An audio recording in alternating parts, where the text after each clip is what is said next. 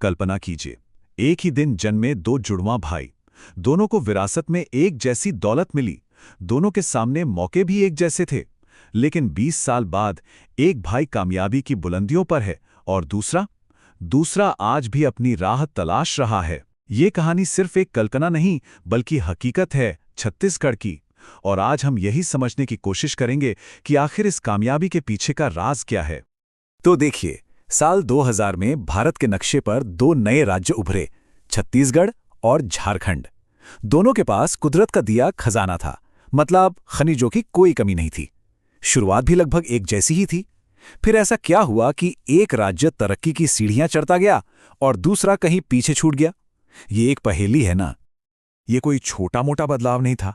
जब हम आंकड़ों की दुनिया में झांकते हैं तो इस बदलाव का असली पैमाना समझ में आता है। और सच कहूं तो ये आंकड़े आपको चौंका देंगे।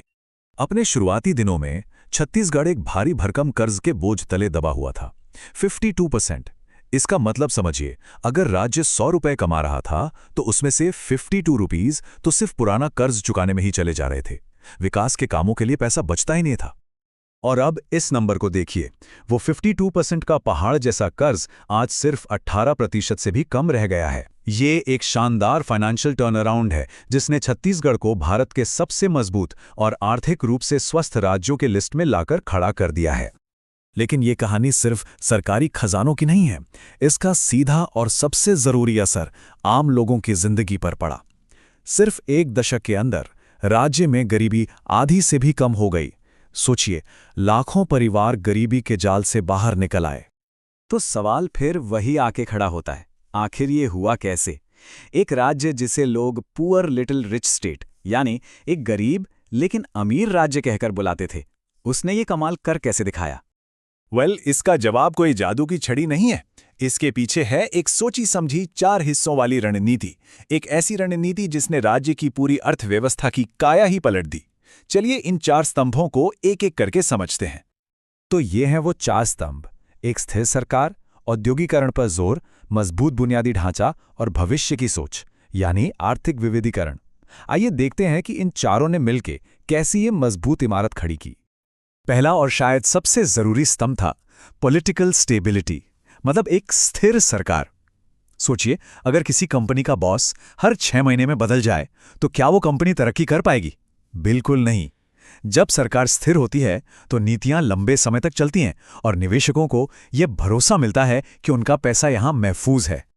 दूसरा स्तंभ था अपनी सबसे बड़ी ताकत, यानी खनिज संपदा का सही इस्तेमाल।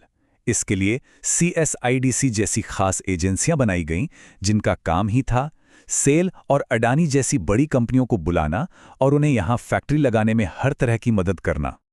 अब फैक्ट्रियां चलाने के लिए क्या चाहिए? बिजली। और यहीं पर छत्तीसगढ़ ने एक मास्टर स्ट्रोक खेला। पावर फॉर ऑल स्कीम सिर्फ एक योजना नहीं थी, ये एक गेम चेंजर थी। इसने न सिर्फ हर गांव तक बिजली पहुंचाई, बल्कि राज्य को पावर सरप्लस बना दिया। मतलब छत्तीसगढ़ आज दूसरे राज्यों को बिजली बेच रहा है। तीसरा स्तंभ था बुनियाद को मजबूत करना, मतलब जबरदस्त इंफ्रास्ट्रक्चर डेवलपमेंट। नई नई सड़कें बनी, रेलवे लाइनें बिछाई गईं और तो और सरकारी कामकाज को डिजिटल बनाया गया ताकि बिजनेस करना आसान हो सके। और चौथा स्तंभ था दूर की सोचना। राज्य के नेतृत्व को ये बात साफ पता थी कि वो हमेशा के लिए सिर्फ खदानों पर निर्भर नहीं रह सकते। इसीलिए उन्होंने भविष्य के उद्योगों में निवेश करना शुरू किया, आर्टिफिशियल इंटेलिजेंस, रोबोटिक्स, ऑटोमोबाइल। और देखिए, यह बदलाव सिर्फ बड़ी बड़ी फैक्ट्रियों तक ही सीमित नहीं था। सरकार ने रेशम उत्पादन जैसे पारंपरिक उद्योगों को भी बढ़ावा दिया, उन्हें मॉडर्न बनाया, जिससे सीधे तौर पर स्थानीय लोगों को बड़े पैमाने पर रोजगार मिला और उनकी आमदनी बढ़ी। लेकिन हर चमकती हुई कहानी के पीछे कुछ गहरे साए भी होते हैं।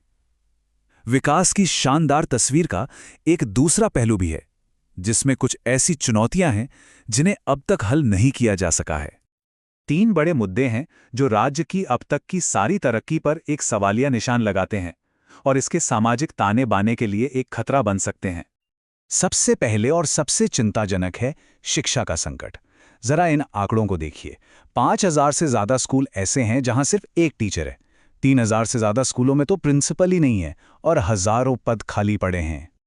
ये डेटा एक बहुत ही बुनियादी और परेशान करने वाला सवाल खड़ा करता है। क्या हम अपनी आने वाली पीढ़ी को उन बुनियादी सुविधाओं से दूर रख रहे हैं जिनके वे हकदार हैं? दूसरी बड़ी चुनौती है विकास की कीमत। छत्तीसगढ़ की आबादी का एक बहुत बड़ा हिस्सा, करीब 30%, आदिवासी समुदाय से है। लेकिन विडंबना देखिए, विकास की इस तेज रफ्तार में अक्सर उन्हीं की आवाज को सबसे ज्यादा नजरअंदाज किया गया है। हो ही रहा है कि जिन लोगों की जमीन पर यह सारा विकास खड़ा हो रहा है, अक्सर उन्हीं से पूछा तक नहीं जाता। उन्हें सही मुआवजा दिए बिना उनकी जमीनों से हटा दिया जाता है। सरकार और इन समुदायों के बीच एक बहुत बड़ी खाई है। हाँ, अब सरकार आदिवासी विकास के लिए 1000 करोड़ रुपए की एक नई परियोजना ला रही है, जो एक उम्मीद की किरण तो है। लेकिन असली सवाल ये है कि क्या ये पैसा सही जगह पहुंचेगा? क्या ये शिक्षा और जमीन के अधिकार जैसे गहरे मुद्दों को सुलझा पाएगा? और यहीं आकर हम इस कहानी के सबसे बड़े सवाल पर रुक जाते हैं। क्या छत्तीसगढ़ विकास का एक ऐसा मॉडल बना सकता है जो सिर्फ अर्थव्यवस्था के आंकड़े न सुधारे, बल्कि अपने हर एक नागरिक की जिंदगी को सच में बेहतर बनाए? क्या वो किसी को पीछे छोड़े बिना आगे बढ़ सकता है? इसका जवाब ही छत्तीसगढ़ का भविष्य तय करेगा।